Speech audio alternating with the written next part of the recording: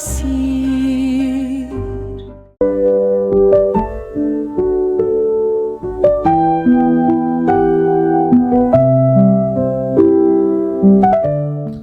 ஆண்டின் பொதுக்காலம் 16ஆம் வாரம் வியாழக்கிழமை.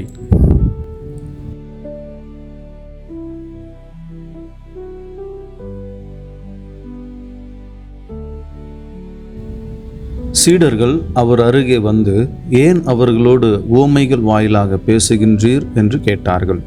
அதற்கு இயேசு அவர்களிடம் மறுமொழியாக கூறியது, விண்ணரசின் மறைபொருளை அறிய உங்களுக்கு கொடுத்து வைத்திருக்கிறது, அவர்களுக்கோ கொடுத்து வைக்கவில்லை. உள்ளவர்களுக்கு கொடுக்கப்படும், அவர் நிறைவாக பெறுவார்.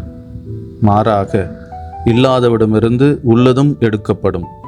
அவர்கள் கண்டும் காண்பதில்லை, கேட்டும் கேட்பதில்லை, புரிந்து கொள்வதும் இல்லை. இதனால்தான் நான் அவர்களோடு உவமைகள் வாயிலாக பேசுகிறேன். இவ்வாறு எசையாவின் பின்வரும் இறைவாக்கு அவர்களிடம் நிறைவேறுகிறது. நீங்கள் உங்கள் காதால் தொடர்ந்து கேட்டும் கருத்தில் கொள்வதில்லை, உங்கள் கண்களால் பார்த்து கொண்டே இருந்தும் உணர்வதில்லை. இம்மக்களின் நெஞ்சம் கொழுத்து போய்விட்டது, காதும் மந்தமாகிவிட்டது. இவர்கள் தம் கண்களை மூடிக்கொண்டார்கள். எனவே கண்ணால் காணாமலும், காதால் கேளாமலும், உள்ளத்தால் உணராமலும், மனம் மாறாமலும் இருக்கின்றார்கள். நானும் அவர்களை குணமாக்காமல் இருக்கிறேன். உங்கள் கண்களோ பேறு பெற்றவை, ஏனெனில் அவை காண்கின்றன. உங்கள் காதுகளும் பேறு பெற்றவை, ஏனெனில் அவை கேட்கின்றன. நான் உறுதியாக உங்களுக்கு சொல்லுகிறேன், பல இறைவாக்கினர்களும் நேர்மையாளர்களும் நீங்கள் காண்பவற்றை காண ஆவல் கொண்டிருந்தார்கள், ஆனால் அவர்கள் காணவில்லை. நீங்கள் கேட்பவற்றை கேட்க விரும்பினார்கள், ஆனால் அவர்கள் கேட்கவில்லை.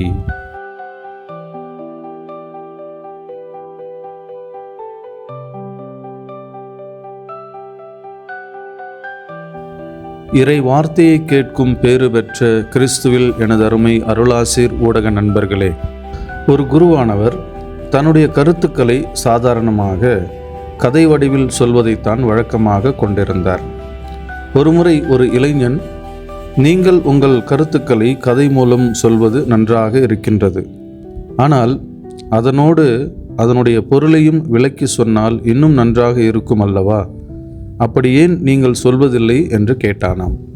அதற்கு அந்த குரு, உனக்கு பிடித்த ஒரு பழத்தை வெட்டாமல் என்னுடைய வாயில் போட்டு மென்று கூழாக்கி பின் அதை எடுத்து உனக்கு உண்ண கொடுத்தால் அது எப்படி இருக்கும் என்று கேட்டாராம். ஐயையோ, அதை கேட்பதற்கே அருவருப்பாக இருக்கின்றது என்றானாம். அப்படிதான் கதையும். நீயே பழத்தை கடித்து மென்று கூழாக்கி விழுங்க வேண்டும். அப்பொழுதுதான் அதன் உண்மை சுவையை நீ அறிந்து கொள்வாய் என்று சொன்னாராம் அந்த குரு. பிரியமானவர்களே, எல்லா ஆன்மீக மரபுகளும் வாழ்க்கையின் உண்மைகளை கதைகள் மூலமாகவோ அல்லது ஊமைகள் வடிவிலோதான் எடுத்து சொல்லுகின்றன. இயேசுவும் இதற்கு விதிவிலக்கல்ல. இதற்கு பல காரணங்கள் இருந்தாலும் மிக முக்கியமான ஒரு காரணம் உண்டு. வாழ்க்கையை பற்றிய உண்மைகளில் புதிர்த்தன்மை, அதாவது மிஸ்டரி டைமென்ஷன் இருக்கின்றது என்பதை நாம் எல்லோரும் அறிந்திருக்கின்றோம். அப்படிப்பட்ட மறைபொருள் தன்மையை சாதாரணமாக அல்லது வழக்கமான சொற்களால் விளக்கிவிட முடியாது. அடையாள முறையில் மட்டும்தான் அதை விளக்கி எடுத்து சொல்ல முடியும். எனவேதான் இப்படிப்பட்ட மறைபொருள் தன்மையை அதனுடைய வளமை குன்றாமல் பிறருக்கு எடுத்து சொல்ல ஆன்மீக தலைவர்கள் கண்டுபிடித்திருக்கும் வழிமுறைதான் கதைகள் அல்லது உவமைகள். அதே வேளையில் இந்த உவமைகள் கேட்போரின் ஆர்வத்தை இன்னும் அதிகமாக தூண்டுவதை நாம் பார்க்கின்றோம். வாழ்க்கையில் மறைபொருள் தன்மை இருப்பது போல இந்த வாழ்க்கையை படம்பிடித்து காட்டும் உவமைகளும் மறைபொருள் தன்மையை கொண்டிருக்கின்றன. எனவேதான் இயேசு சொன்ன உவமைகள் ஆண்டுகள் பல சென்றிருந்தாலும் ஒவ்வொரு முறையும் அவற்றை கேட்கும் பொழுது நமக்கு புதிய சிந்தனைகள் ஊற்றெடுத்து கொண்டே இருக்கின்றன. வாழ்க்கையின் அழகே அதன் மறைபொருள் தன்மைதான். அது ஒரு நாவல் அல்லது திரைப்பட கதையை போன்றது. கற்பனை செய்ய முடியாத அல்லது சிந்தித்து பார்க்க முடியாத மறைபொருள் தன்மை இருந்தால்தான் அதில் ரசிக்கக்கூடிய தன்மை இருக்கும். வாழ்க்கையும் இப்படிதான். நாம் எதிர்பார்க்காத பல திருப்பங்களை கொண்டது நமது வாழ்க்கை. கடவுள் மறைபொருளாக இருப்பது போல அவர் படைத்த இந்த படைப்பும் மறைபொருள் தன்மையை கொண்டிருக்கின்றது. எனவேதான் அவற்றில் எதிர்பாராத அல்லது புரிந்து கொள்ள முடியாத பல விஷயங்கள் நடப்பதை நாம் பார்க்கின்றோம். இந்த மறைபொருள் தன்மையை புரிந்து கொள்ள நாம் எடுக்கும் முயற்சியே வளர்ச்சி என்பது. துரதிர்ஷ்டவசமாக இந்த மறைபொருள் தன்மையை புரிந்து கொள்ள முயற்சி செய்யாமல், அதை ரசிக்காமல், அதோடு போராடி போராடி நம் வாழ்வையும் பிறர் வாழ்வையும் நரகமாக்கி கொள்கின்றோம். Life is not a problem to be solved but a mystery to be lived என்ற வாக்கியத்தை நாம் கேள்விப்பட்டிருப்போம். வாழ்வில் வரும் மறைபொருள்களை அணுகுவதற்கான ஒரு மிக சிறந்த வழிமுறையை இயேசு என்று நற்செய்தியின் வழியாக நமக்கு கற்றுக் கொடுக்கின்றார். நம் புலன்களை முழுமையாக பயன்படுத்துவதும் சரியான பாதையில் அவற்றை கொண்டு செல்வதும் தான் அந்த வழி. கேட்க சற்று ஆச்சரியமாக இருந்தாலும் அதுதான் உண்மை. இயேசு இன்றைய நற்செய்தியில் நாம் கண்டும் காண்பதில்லை, கேட்டும் கேட்பதில்லை என்கிறார். இதே செய்தி மீண்டும் மீண்டுமாக சொல்லப்படுகின்றது. நியூரோ லிங்கிஸ்ட் புரோகிராம் என்னும் உளவியல் பிரிவு இவ்வாறு சொல்கின்றது: நாம் குழந்தைகளாக இருந்தபொழுது நம்மை சுற்றி இருந்த அனைத்தையும் பார்த்து ரசித்தோம், தெளிவாக கேட்டு அறிந்து கொண்டோம், சரியாக உணர்ந்தோம். ஆனால் வளர வளர இயற்கையோடும் பிறரோடும் உள்ள தொடர்பில் நாம் குறைய ஆரம்பித்தோம். ஆர்வம் குறைந்தது. அவர்களை மறந்து வாழ ஆரம்பித்தோம். கற்பனை உலகத்தில் மிதக்க ஆரம்பிக்கின்றோம். நிஜத்தோடு உள்ள தொடர்பை நாம் துண்டித்து விட்டோம். We begin to relate with concepts or ideas than with the reality of life. இதன் மூலம் புலன்களுக்கும் நிஜத்திற்குமான தொடர்பு துண்டிக்கப்படுகின்றது. இதற்கு மாறாக புலன்களை சரியாக பயன்படுத்தி வாழ்க்கையின் யதார்த்தங்களை புரிந்து கொண்டு வாழ்ந்தோம் என்றால் வாழ்வில் மகிழ்ச்சி பொங்கும், அமைதி நிறையும், சமாதானம் சீராகும். நமது வாழ்வில் எப்படிப்பட்ட திருப்பங்கள் வந்தாலும் அதை கண்டு அஞ்சாமல் அதை ரசிக்க ஆரம்பித்து விடுவோம். இதன் மூலம் மறைபொருள் என்பது எனக்கு ஒரு பிரச்சனை அல்ல, மாறாக வாழ்வில் நாம் எதிர்கொள்ளும் ஒரு சுவாரஸ்யம் என்னும் ஒரு மனநிலைக்கு நாம் கடந்து வந்து விடுவோம்.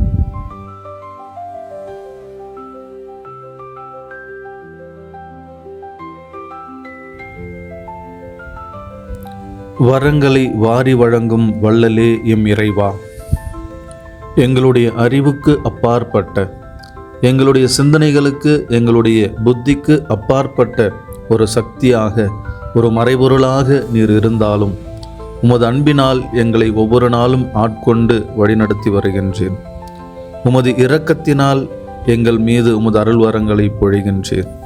ஆண்டவரே, இப்படிப்பட்ட ஒரு தனிப்பட்ட அன்பு என் மீது கொண்ட அக்கறையினால் என்னை பாதுகாத்து பராமரித்து வருகின்றேன்.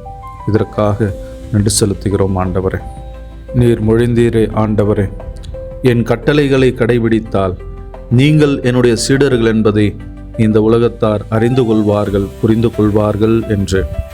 ஆண்டவரே, நீர் காண முடியாதவராக இருந்தாலும், எங்களுடைய சொற்களுக்கு சிந்தனைகளுக்கு அப்பாற்பட்டவராக இருந்தாலும் உமது அன்பினால் எங்களை ஆட்கொண்டு எங்களுடைய செயல்கள் வழியாக இந்த உலகத்தாருக்கு நீர் யார் என்பதை ஒவ்வொரு நாளும் காண்பித்து கொண்டே இருக்கின்றேன்.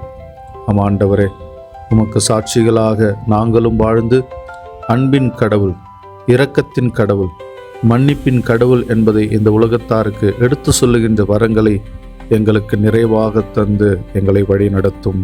அன்பே உருவான ஆண்டவரே, இதோ இந்த நாளை முழுவதுமாக உமக்கு ஒப்பு கொடுத்து ஜெபிக்கின்ற கோயம்புத்தூரை சார்ந்த திரு ஆண்டோ, திருமதி ஜெனி, ரியான், ஆட்ரியான், ஆஞ்சலா, திருமதி ஷீலா என்னும் இந்த குடும்பத்தாரை உமது அற்புதமான, உமது அதிசயமான, வல்லமை நிறைந்த, ஆற்றல் நிறைந்த, சக்தி நிறைந்த, அபிஷேகத்தால் நிறைந்த தூய ஆவியானவரின் கொடைகளை, அவருடைய கனிகளை எங்கள் மீது நிறைவாக பொழிகின்ற இந்த அற்புதமான கரங்களிலே அன்பு ஆண்டவரே, இந்த குடும்பத்தை முழுவதுமாக ஒப்பு கொடுத்து ஜெபிக்கின்றோம். இதோ இந்த நாள் வரை நல்ல வேலை வாய்ப்புகளை ஏற்படுத்தி கொடுத்து இந்த குடும்பத்தார் எடுத்த எல்லா முடிவுகளிலும், எல்லா திட்டங்களிலும், தீர்மானங்களிலும் நீர் உடனிருந்து அதில் வெற்றியை தந்து ஒவ்வொரு நாளும் சிறப்பாக இந்த குடும்பத்தை நீர் வழிநடத்தினீரே. இந்த குடும்பத்தில் உள்ள ஒவ்வொருவருக்கும் நல்ல உடல் உள்ள சுகத்தை, ஆன்ம நலத்தை கொடுத்து ஆசிர்வதித்தீரே. இந்த அத்துணை வரங்களுக்காக உமக்கு கோடான கோடிகள் நன்றிகள் நிறைந்த இதயத்தை நாங்கள் உமக்கு ஒப்பு கொடுத்து ஜபிக்கிறோம். இந்த குடும்பத்தினுடைய வளர்ச்சிக்காக இந்த குடும்பத் தலைவரும் இந்த குடும்பத் தலைவியும் எடுத்த எல்லா முயற்சிகளிலும் நீர் வெற்றியை தந்து அவர்களை ஆசிர்வதித்து வழிநடத்தினீரே. இதற்காகவும் நன்றி செலுத்துகிறோம். கடந்த வருடங்களிலே இந்த குடும்பத்திலே இருந்த இந்த குழந்தைகள் எடுத்த எல்லா முயற்சிகளிலும் நீர் உடனிருந்து அவர்களை ஆசிர்வதித்தீரே, நன்றாக வழிநடத்தினீரே. அதற்காக நன்றி செலுத்துகிறோம். இது இந்த குடும்பத்தினுடைய தூணாக இருக்கின்ற மூத்த சகோதரியாக இருந்து தன்னுடைய ஆலோசனைகள் வழியாக இந்த குடும்பத்தை வழிநடத்தி கொண்டிருக்கின்ற ஷீலா என்கின்ற சகோதரியை நிறைவாக ஆசிர்வதியும் ஆண்டவரே. அன்பு ஆண்டவரே, இந்த குடும்பத்தினுடைய எதிர்காலத்திற்காக நாங்கள் ஜெபிக்கிறோம். தொடர்ந்து நீர் பொழிந்த அதே ஆசீர்வாதங்களை இன்னும் அபரிவிதமாக இந்த குடும்பத்திலே பொழிந்து இவர்களை சிறப்பாக வழிநடத்தவும், இவர்களுக்கு நல்ல வேலை வாய்ப்புகளை ஏற்படுத்தி கொடுத்து நல்ல வருமானத்தையும் கொடுத்து மேன்மேலும் இந்த குடும்பத்தை உயர்த்தவும் நாங்கள் ஜெபிக்கிறோம், மன்றாடுகிறோம். இந்த குழந்தைகளுக்கு நல்ல அறிவையும் ஞானத்தையும் இறை பயத்தையும் தாரும் ஆண்டவரே. நல்ல எதிர்காலத்தை தாரும் ஆண்டவரே. அவருடைய எதிர்காலத்திற்காக இந்த பெற்றோர்கள் எடுக்கின்ற எல்லா முயற்சிகளிலும் அவர்களுக்கு வெற்றியை தாரும் ஆண்டவரே. அவருடைய பயணங்களை நிறைவாக ஆசீர்வதித்து அந்த பயணங்களிலே பாதுகாப்பையும் பராமரிப்பையும் நிறைவாக தாரும் ஆண்டவரே.